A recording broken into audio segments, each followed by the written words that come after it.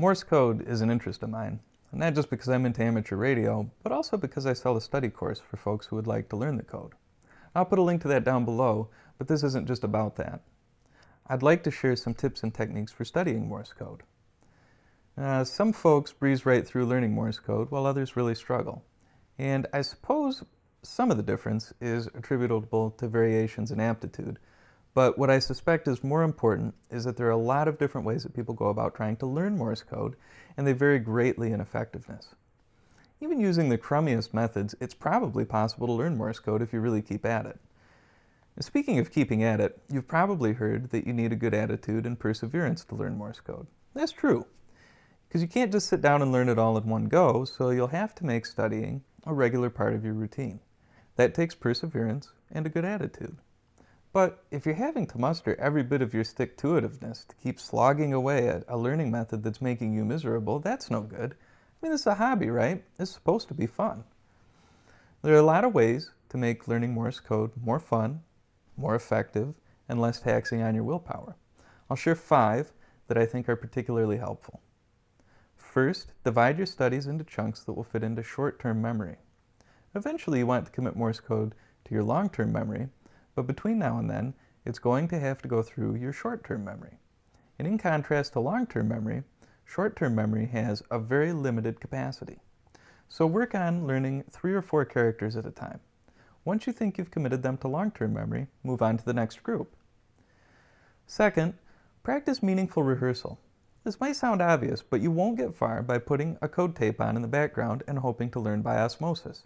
You've got to be an active participant in learning. Meaningful rehearsal is what moves those characters from short-term memory to long-term memory. So favor interactive exercises over passive ones. And along those same lines, stay engaged by using a variety of exercises. If you do the same thing over and over, it will get boring and your eyes will glaze over. At the very least, mix up sending and receiving practice. They're both important if you plan to get on the air, and they'll reinforce each other. So mix it up and stay engaged. If you zone out, you're wasting your time. Speaking of zoning out, here's number 4. Commit to a couple of short study sessions every day. A short study session is like 20 to 30 minutes. That might seem crazy, but it's well known that human attention only holds up about that long. Once your attention starts to fall off, you're not getting a good return on the time you're investing. The everyday bit is equally important. Cramming works in the short term, but for long-term retention, it's better to spread out your learning evenly over time. If you make it a regular part of your routine and work on it a little every day, you'll get a little better every day. 1 or 2 sessions per day is enough. Memories are consolidated during sleep, so more than a couple of sessions per day will not be a good use of your time. Sleep on it, then come back to it. It really works. 5th and finally, this is one I really wish I had known about when I started, or the second time I started, or the third. Don't get discouraged by the interference effect. When you start out learning Morse code, the first several characters you learn will come pretty easy. You're on a roll. Then all of a sudden it changes. Everything slows down, like it's a struggle just to learn a single additional character. And what's worse, it may even seem like the ones you already know are getting harder to recall. You think, maybe Morse code just isn't for me. Lots of people give up at this point. I did twice. Surprisingly, this sudden drop-off in apparent learning is actually good news. The reason the new characters don't come as easily anymore is because the ones you already know are interfering with learning them. And that's one part of the good news. You have to have really learned those characters for them to interfere with learning more.